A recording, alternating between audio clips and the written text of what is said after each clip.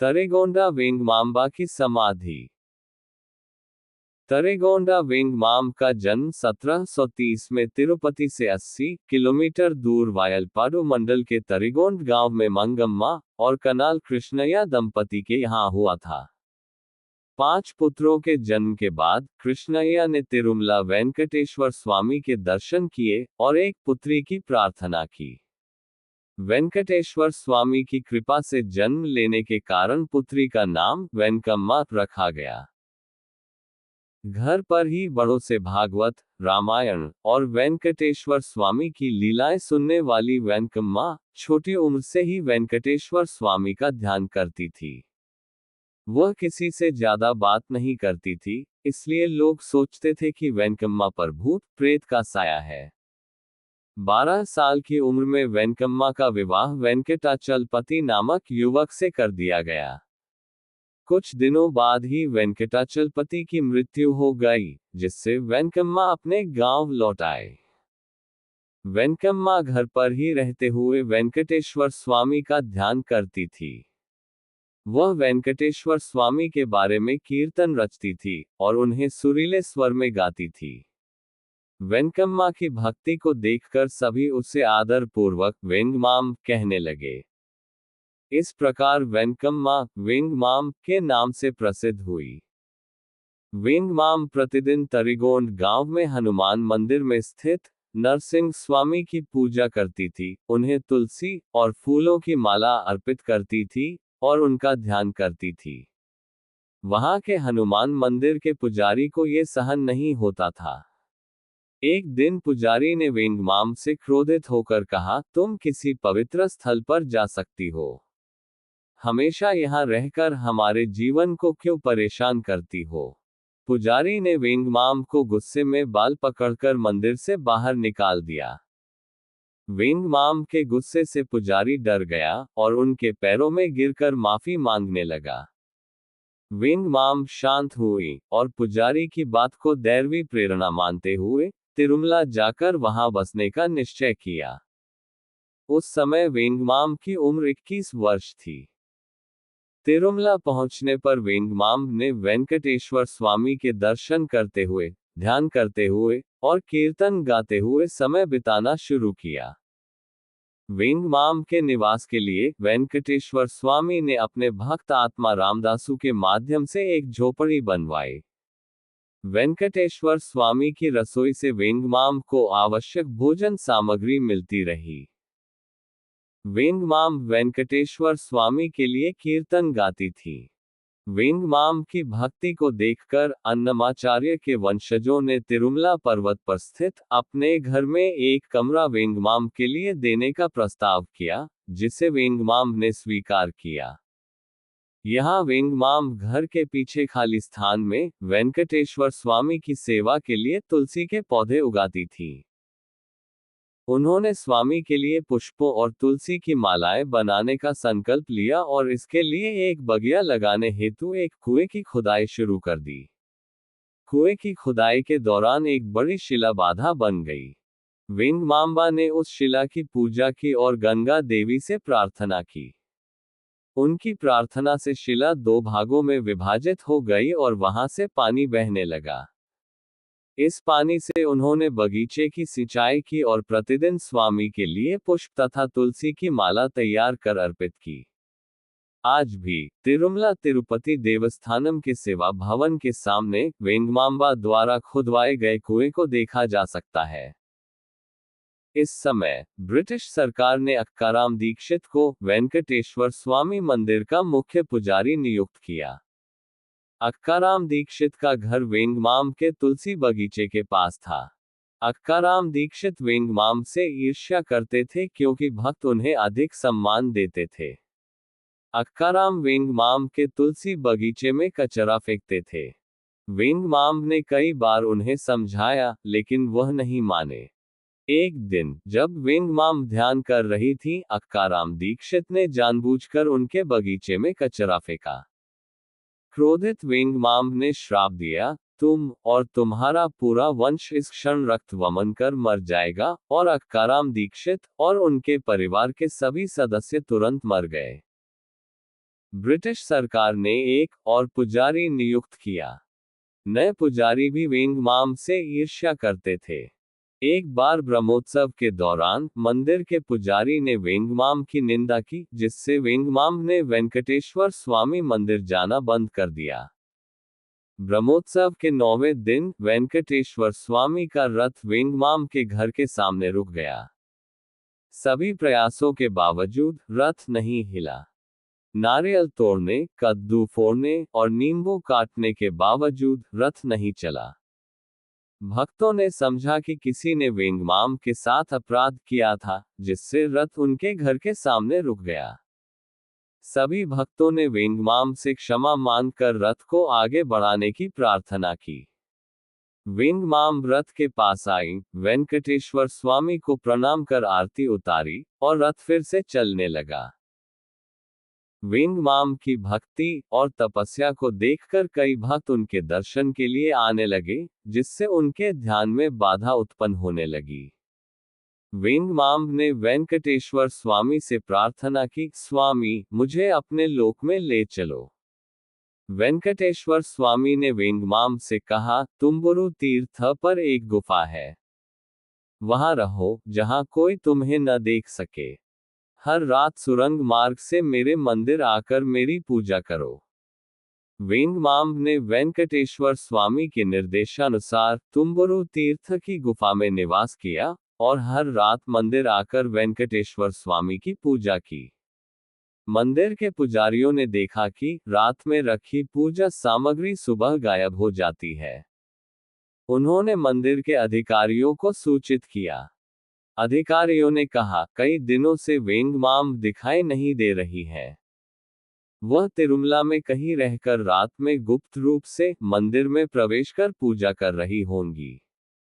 इसलिए आश्चर्यचकित न हो।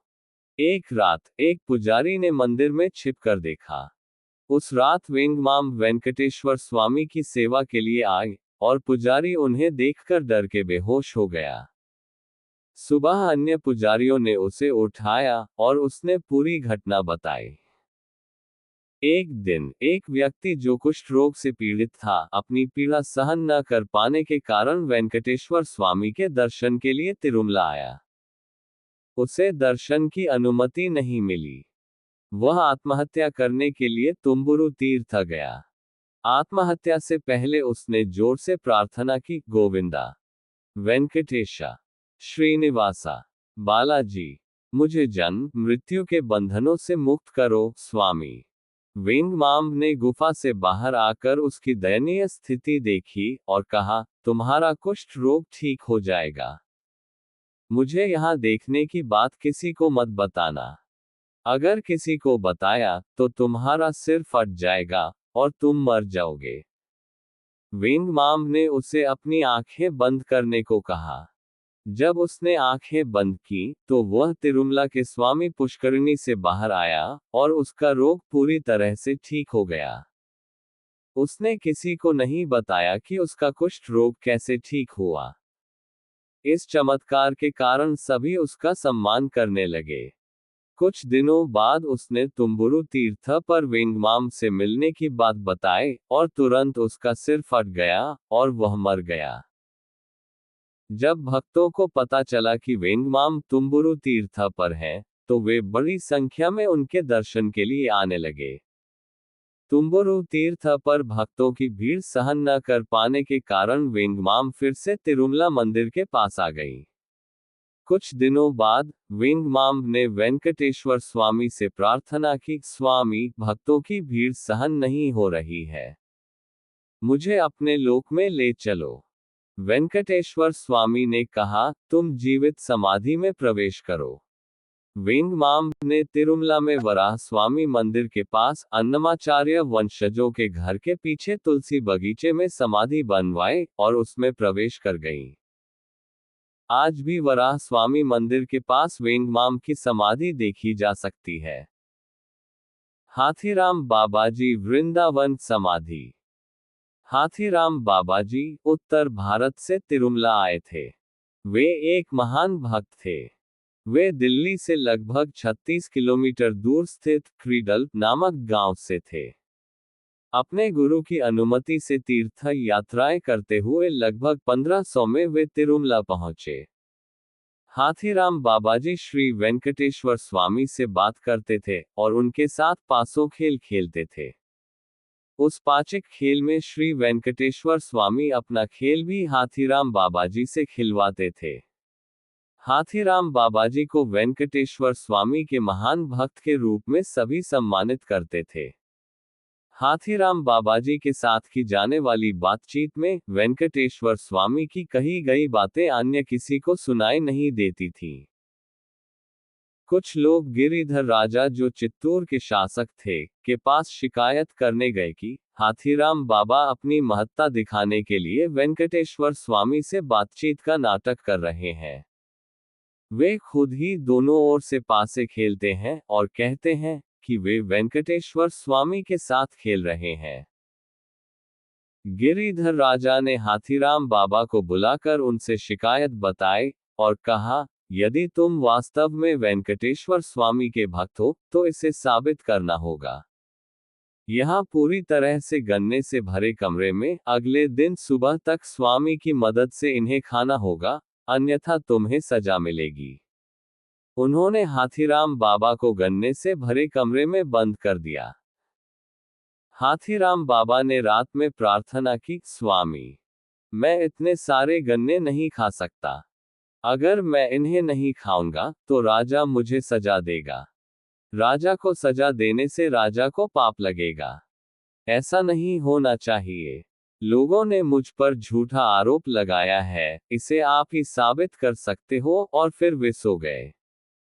रात में वेंकटेश्वर स्वामी हाथी के रूप में आए और कमरे में सभी गन्ने खाकर गरजने लगे।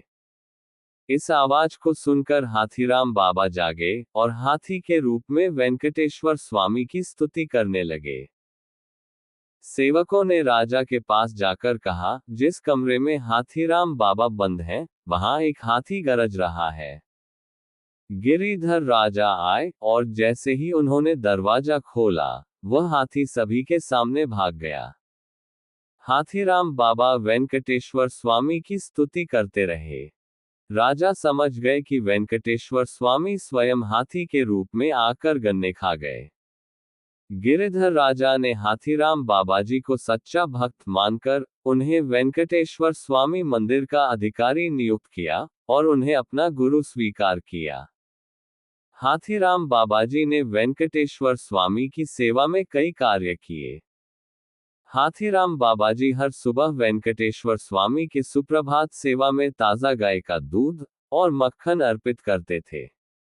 आज भी हाथीराम बाबाजी के शिष्य तिरुमला में स्थित हाथीराम बाबाजी मठ से सोने की थालियों में दूध और मक्खन लाते हैं और सुप्रभात सेवा में अर्पित करते हैं। मंदिर के पुजारी इन्हें वेंकटेश्वर स्वामी को अर्पित करते हैं। लोगों ने जब सुना कि वेंकटेश्वर स्वामी ने स्वयं हाथी के रूप में आकर हाथीराम बाबाजी की रक्षा की और गिरिधर राजा ने उन्हें अपना गुरु मान लिया, तो वे हजारों की संख्या में हाथीराम बाबाजी के दर्शन के लिए आने लगे।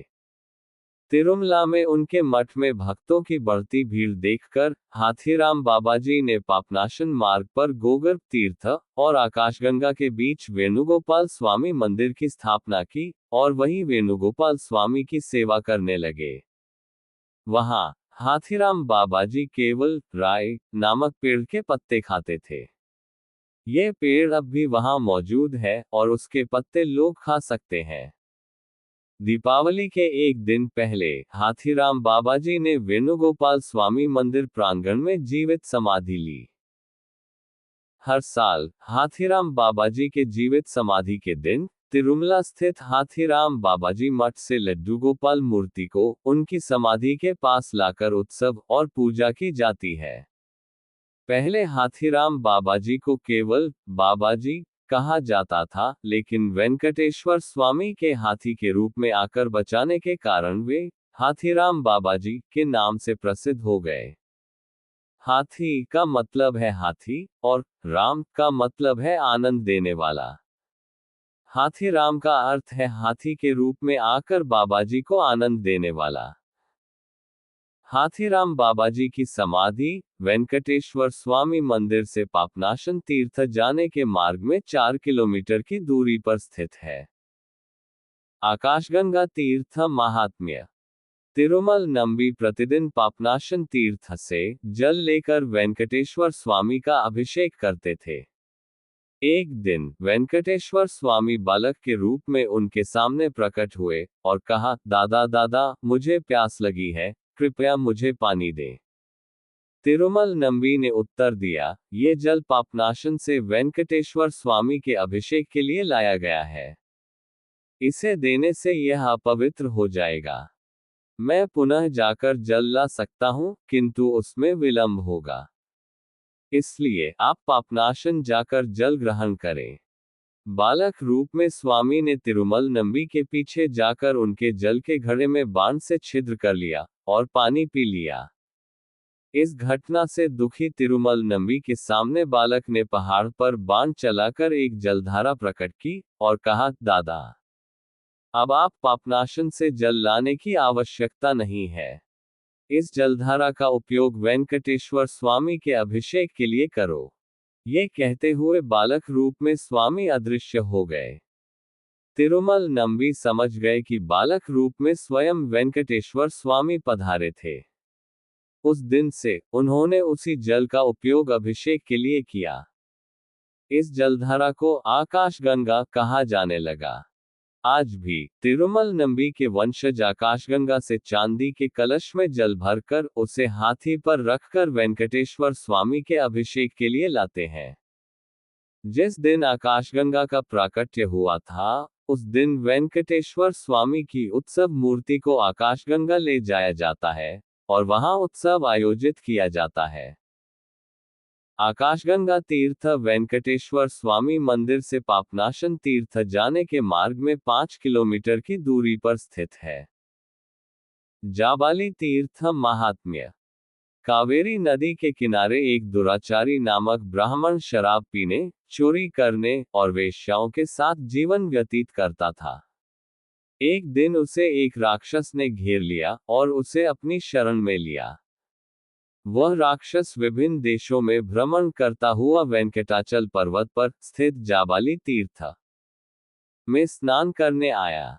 जैसे ही उसने वहां स्नान किया, उसकी राक्षसी प्रवृत्तियां समाप्त हो गईं और वह वैकुंठ की ओर प्रस्थान कर गया।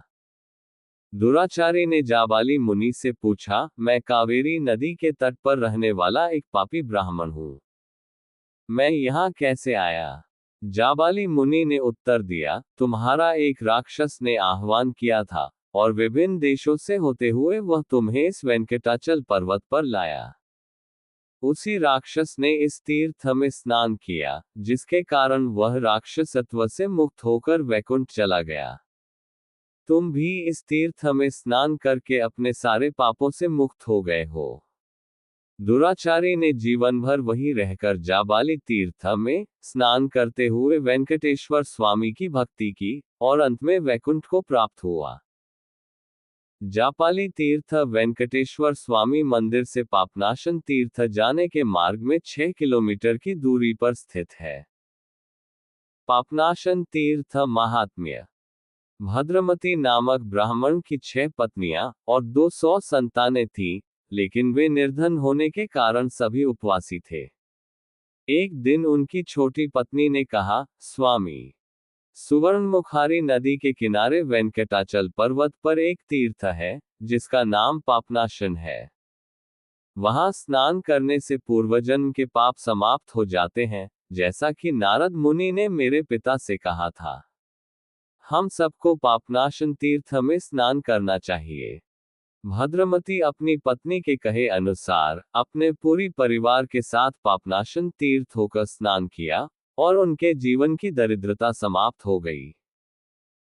सुमति का कहानी। दृढ़मति नामक एक शूद्र ने ब्राह्मणों के पास जाकर उनसे वेदों का ज्ञान मांगा। ब्राह्मणों ने कहा, वेद कहते हैं कि शूद्र को वेद का ज्ञान नहीं देना चाहिए, इसलिए तुम यहीं रहो और इन ब्राह्मणों की सेवा करो, इससे तुम्हारा शुभ होगा। दृढ़मति ने ब्राह्मणों के उपदेशों को नहीं माना और जंगल में आश्रम बनाकर ब्राह्मण के समान नित्य कर्म, जप, हवन और तपस्या करने लगा। एक बार सुमति नामक ब्राह्मण तीर्थ यात्रा करते हुए दृढ़मति के आश्रम में आए। दृढ़मति ने उनका आतिथ्य किया और उनसे वेद का ज्ञान देने की प्रार्थना की। सुमति ने उसे वेद का ज्ञान दिया। शूद्र को वेद का ज्ञान देने के कारण सुमति की मृत्यु के बाद उन्हें नरक का अनुभव करना पड़ा, और उसके पश्चात विभिन्न जानवरों के रूप में जन्म लेने के बाद शूद्र, वैश्य और क्षत्रिय के रूप में जन्म लिया। अंततः उनको ब्राह्मण कुल में जन्म लेने का अवसर मिला। जब सुमति ने ब्राह्मण कुल में जन्म लिया, तब उसे ब्रह्मराक्षस ने आक्रांत किया। सुमति ने अपनी समस्या अपने पिता को बताई। सुमति के पिता उसे अगस्त्य मुनि के पास ले गए और पूछा, मेरे पुत्र ने कोई पाप नहीं किया, फिर भी उसे ब्रह्मराक्षस ने क्यों आक्रांत किया है? अगस्त्य मुनि, जो सुमति के पूर्वजन्म के बारे में जानते थे, उन्होंने बताया, शूद्र को वेद का ज्ञान देने के कारण उसे कई जन्मों का सामना करना पड़ा। इस ब्रह्मराक्षस को यम ने भेजा है।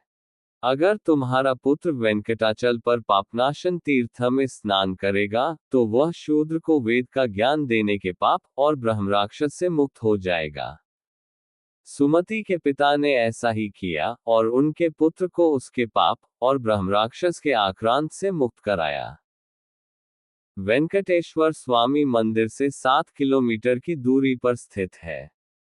चक्र तीर्थ महात्म्य। पद्मनाभ नामक एक ब्राह्मण वेंकटाचल पर्वत पर भगवान विष्णु की उपासना करते हुए तपस्या कर रहा था। उसकी तपस्या से प्रसन्न होकर भगवान विष्णु ने उसे दर्शन दिए। पद्मनाभ ने भगवान से मुक्ति प्रदान करने की प्रार्थना की। इस पर भगवान विष्णु ने कहा, तुम यहीं इस तीर्थ में स्नान करते हुए मेरी भक्ति साधना करते रहो।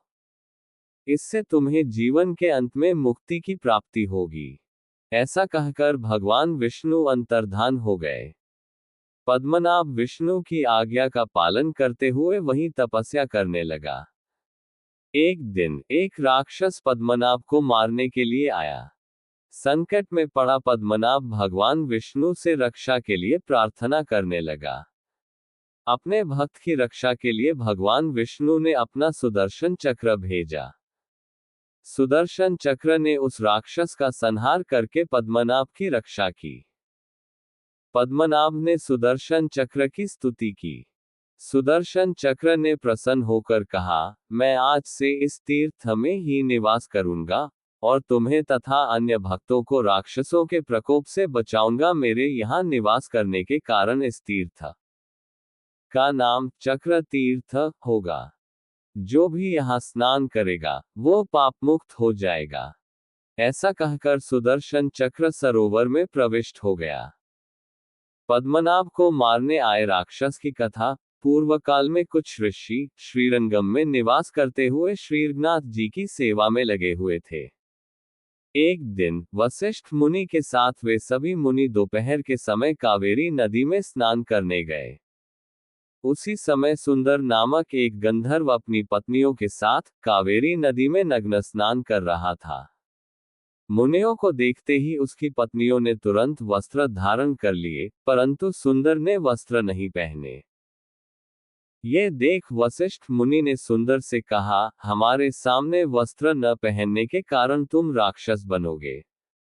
सुंदर की पत्नियों ने अपने पति की उस श्राप से मुक्ति कैसे होगी उसका उपाय पूछा। इस पर वशिष्ठ मुनि ने कहा, जब ये राक्षस वेंकटाचल पर्वत पर तपस्या कर रहे पद्मनाभ का भक्षण करने जाएगा, तब पद्मनाभ भगवान नारायण से रक्षा की प्रार्थना करेंगे। भगवान नारायण के भेजे गए सुदर्शन चक्र के द्वारा ये राक्षस मारा जाएगा और इसे श्राप से मुक्ति मिलेगी। इस प्रकार गंधर्व सुंदर अपनी श्राप कथा कहकर पद्मनाभ और सुदर्शन चक्र को प्रणाम करके अपने लोक को चला गया। चक्र तीर्थ वेंकटेश्वर स्वामी मंदिर से 4 किलोमीटर की दूरी पर स्थित है। श्रीवारी पादालु। भृगु महर्षि द्वारा नारायण की परीक्षा लेने के बाद लक्ष्मी देवी वैकुंठ को छोड़कर चली गई थी। लक्ष्मी देवी के बिना वैकुंठ में नारायण नहीं रह सके, इसलिए वे वेंकटाचल आ गए। जिस स्थान पर नारायण वेंकटाचल में उतरे, वहां उनके पादचिन्ह रह गए। इन पादचिन्हों को श्रीवारी पादालु कहा जाता है। जब ब्रह्मा आदि देवता वेंकटाचल तीर्थ में वेंकटेश्वर स्वामी के दर्शन के लिए आते हैं, तो पहले वे श्रीवारी पादालु पर पहुंचते हैं और इन पादचिन्हों को प्रणाम करते हैं। श्रीवारी पाद तिरुमला से 6 किलोमीटर की दूरी पर है। रामकृष्ण तीर्थ की महिमा। रामकृष्ण नाम के मुनि वेंकटाचल पर्वत पर तपस्या कर रहे थे। स्नान के लिए उन्होंने एक सरोवर का निर्माण किया। जब वह विष्णु की तपस्या कर रहे थे, तब उनके शरीर पर वल्मीक का आवरण हो गया। उनकी तपस्या से डरकर इंद्र ने बारिश कराई, लेकिन उनकी तपस्या को भंग नहीं कर सका और चला गया। बाद में विष्णु ने दर्शन देकर कहा, तुम्हारे द्वारा खोदा गया ये सरोवर तुम्हारे नाम से प्रसिद्ध होगा। इसमें स्नान करने वालों के पाप नष्ट हो जाएंगे। जब तुम अपना शरीर त्याग दोगे, तो तुम्हें मुक्ति प्राप्त होगी। पापनाशन से रामकृष्ण तीर्थ 5 किलोमीटर पैदल यात्रा करके पहुंचा जा सकता है। ये स्थान जंगल में स्थित होने के कारण यहाँ केवल जनवरी फरवरी में आने वाली माघ मास की पूर्णिमा के दिन ही जाने की अनुमति होती है। कुमारधारा तीर्थ की महिमा। एक बार वेंकटेश्वर स्वामी बालक के रूप में वेंकटाचल पर्वत पर घूम रहे थे। उस समय 100 साल का एक वृद्ध ब्राह्मण अपने खोए हुए पुत्र को पुकार रहा था, कौंडिन्य, तुम कहाँ हो? बालक रूप में वेंकटेश्वर स्वामी ने उस वृद्ध ब्राह्मण से पूछा, यहाँ कोई नहीं है। आप किसे बुला रहे हैं? वृद्ध ब्राह्मण ने दुखी होकर और आगे विलाप किया, हे पुत्र, तुम कहाँ चले गए? अब मैं आश्रम कैसे जाऊंगा? नित्य कर्म कैसे करूंगा? वेंकटेश्वर स्वामी ने कहा, हे ब्राह्मण, आपका शरीर शिथिल हो चुका है, बाल सफेद हो गए हैं, त्वचा में झुर्रियां पड़ गई हैं, दृष्टि मंद हो गई है। क्या फिर भी आप और जीवित रहना चाहते हो? ब्राह्मण ने उत्तर दिया, मैंने अभी तक देव ऋण का भुगतान नहीं किया है, इसलिए मुझे जीवित रहना चाहिए। इस उत्तर से वेंकटेश्वर स्वामी प्रसन्न हुए और वृद्ध ब्राह्मण का हाथ पकड़कर एक तीर्थ के पास ले जाकर उसमें स्नान करने को कहा।